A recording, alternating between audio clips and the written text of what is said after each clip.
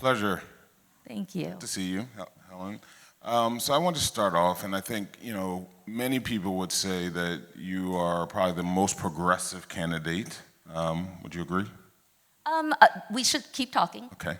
Let's say you're probably one of the most progressive candidates, and I think one of the concerns around, the direction of the city is that maybe we've gotten too progressive. Specifically when it comes to, and this might get you in trouble, or get me in trouble, specifically when it comes to public safety, right? We've seen that we've gotten, and this is coming from someone who worked in reentry, worked with Mayor Nutter on prison reform, was talking about criminal justice reform 10, 12 years ago. There's a balance here in the city where I think we may have gone too far to the left as it relates to criminal justice reform and public safety. The other area is there's a concern around what happens from a business culture, right? Where would you be as it relates to building a pro-growth culture as it relates to the business community? So could you talk to those who are concerned around us going too far and you being closer to a Larry Krasner versus, someone who's putting us in the center position? Okay, so first thing I want to say is I am running for mayor. I am not running for district attorney. I am running for mayor of the city of Philadelphia, and it's a very different type of position. I think, people who want to line folks up on some kind of ideological spectrum that honestly just came up since Trump are missing the boat on politics. I was doing a lot of this work before there was ever a word for progressive. There was people who believed in their public schools. There believed that we had overly mass incarcerated to the point that it actually depressed opportunities for communities all across Philadelphia. There were people who believed in a vibrant, healthy global economy that relied as much on immigrants and new residents and made sure that people in our city could stay long, could age gracefully in our city with. The idea that we have warped ourselves in the last literally 5 years on this spectrum on what is progressive, what is not progressive, has taken us away from the really two big ideologies that are in politics right now.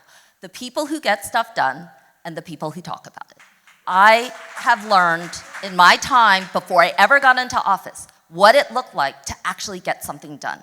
To take a school system. When I came in, we had shut down 30 public schools. We were on a massive disinvestment. My kids went to schools, had elementary and middle schools that did not have nurses and counselors in them. And when I got into office, I would say that I was going to be a totally different kind of leader. And we did start to turn around a mass disinvestment in our schools, made sure that we brought back nurses and counselors, social workers, arts and music back to every public school. I made sure that we got a clean water campaign going that would mobilize a $500 million infrastructure campaign for new school buildings, and that is how you grow a city. That is actually what you do to turn things around and get us off this merry-go-round of are you this or are you that, little labels that people put on to make the world make sense. The world is not making sense right now. And tapping on labels is not going to fix or help you understand a political candidate.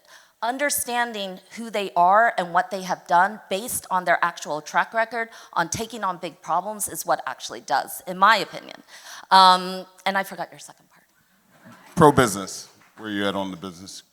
I believe in a flourishing business community. There is absolutely no way that our city doesn't grow unless we see our business community grow at all levels, small, middle, and large businesses as well. And I have been invested in growing our city. I'm very proud to be part of a group of people that have always said that we're gonna grow our city by attracting new residents, by keeping the economy going and vibrant, by making sure that it's local and small and that we're reaching into communities all over Philadelphia, and that the defining mission for business for me is that opportunity.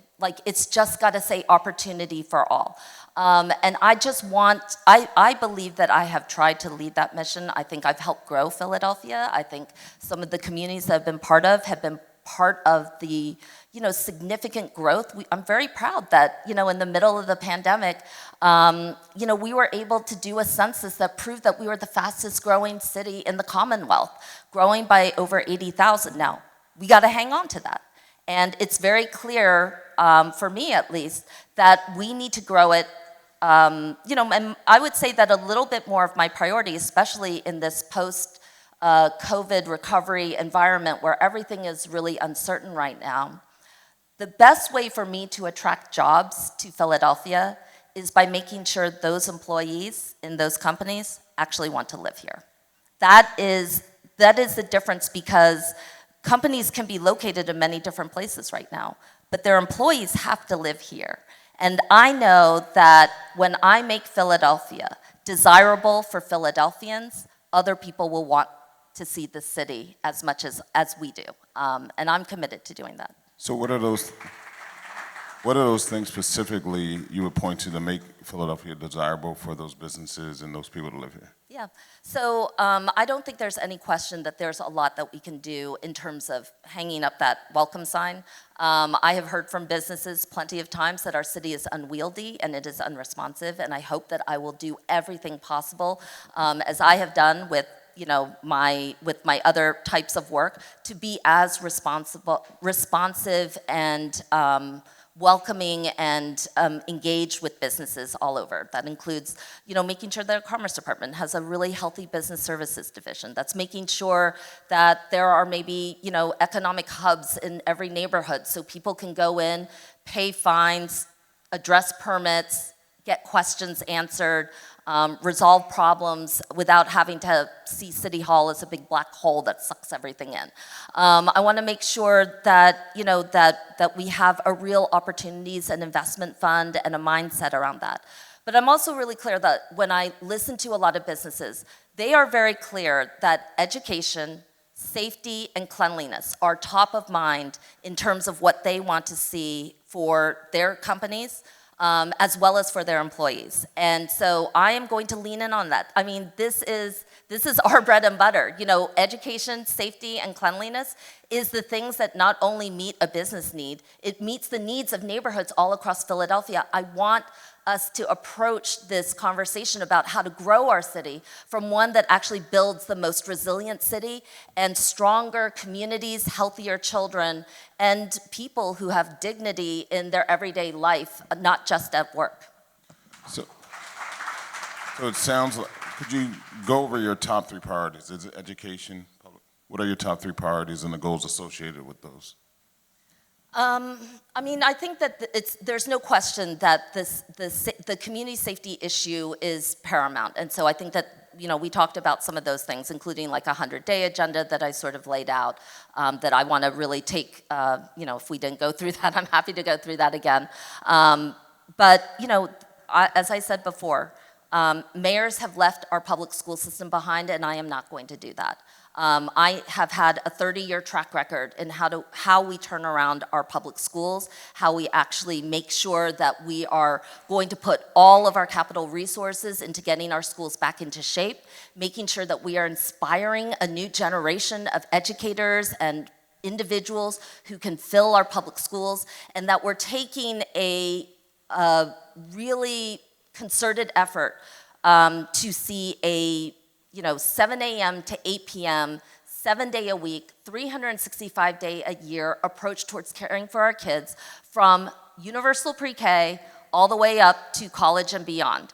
That's the mindset that we're gonna have to do in order to make that promise to every family member, to every new parent who's asking about whether the city will be safe for them, or any 10-year-old that ever looks at you in the eye and says, is this city safe for me? And that answer has to be yes, this city is for you. It's all about you and your opportunities. And then I think the third thing is, I'm leaning on a vibrant, I'm leaning on this, not even a vision, but I feel the heartbeat of the city all the time, through the people and communities that are hungering for economic opportunity, for a chance to demonstrate life and vitality. And so I want to bring that back to the city of Philadelphia. I want to bring some joy back to our city. I'd like to see us lean in the city of the Sounds of Philadelphia, to bring back arts and culture, to remind ourselves that our parks can be filled not just with darkness and gates and surrounding things and keep out signs, but actually be filled with the life and vitality of barbecues and picnics picnics and birthday celebrations and other types of things, music venues for places that don't have easy access to museums. These are not far off things. These are not things that cost millions of dollars to do. They are at our fingertips. And my personal belief is that if I'm a different kind of leader, then everything has to change. That starts with budgets, that starts with policies, and it starts with an attitude that this city has, the mayor and all of city government has to get out of City Hall and back out into the communities where all the life and all the possibilities actually are. So we're coming to the end. What would you point to as some of your biggest kind of legislative successes? I think, when I first came in, I heard that there were almost 1 in 14 renters who are being evicted. That is 22,000, not people, but households every single year, 500 every single week, 52 weeks out of the year. And it was like everything was geared towards that. I remembered when I was a teacher, and, I would say, so-and-so isn't here today, and, do we know what happened? And, the thing that always struck me was that it wasn't like a city official, it wasn't a school district official, it wasn't my principal who told me. It was like their classmate, is a 10-year-old that said, they got evicted, and so he's not coming to school anymore because they don't live here. And I have never forgotten what it meant to have a young child just be so disrupted like that. So when I came in and I heard and saw all these statistics and I saw everything that we were doing just geared towards an eviction with no off-ramp, no opportunity for anybody to say, hey, let's try and do something different. Everything was lined up against it. There were court systems, there was a sheriff's office, you had city agencies, laws that were on the books, and I had to figure out how to turn that around. And so, you don't go to the places where harm is being caused, because that's not a great place to start a conversation about how we're going to fix something. You go out to the people, and we held town halls and speak outs, and we put a face on people who are experiencing evictions, because they weren't random people. They aren't just a signer on a contract. They were women, they were mothers, they were caretakers of the disabled, the elderly, and of children. And as soon as we shone a face on them, as soon as we listened to them say what it meant to keep a roof over your head, or that a medical bill now threw you out of the house in a wheelchair and almost nothing else, I really found that everything changed. Like however people came into the conversation, they just reoriented themselves, and it was just different. And so those things started to open up. We started off with a pilot project, $500,000 to go for a tenant legal defense fund, and then it continued to grow. And when the pandemic hit, this is a question, like when crisis hits, what do? The principle was already clear. We keep our people housed because that's what people needed. And we ended up building out one of the most successful eviction prevention programs in the country. We slashed evictions by 2/3. We kept 50,000 plus people housed every single year. We distributed $250 million in rent assistance to tens of thousands of landlords in what was probably the biggest rescue effort of a single industry in any time. And now today, 180 cities across 36 states, red and blue, progressive, whatever they want to call themselves, I'm sure they're not using the word progressive, copy what we started right here in Philadelphia. And I'm going to put a little feather. Joe Biden, in his National Renter Bill of Rights, included the law that started in Philadelphia, eviction diversion, as a cornerpiece of a national mission to reform and keep people housed in crisis. And I think that what that proved to me, because that beginning was not 20 years ago. That beginning was yesterday. It was literally 5 years ago that we started out with this. That transformation from this to here was about not a bunch of electeds telling us what was politically possible. It was about a people making themselves visible and saying everything had to change. And I told you, we never had to live like this before.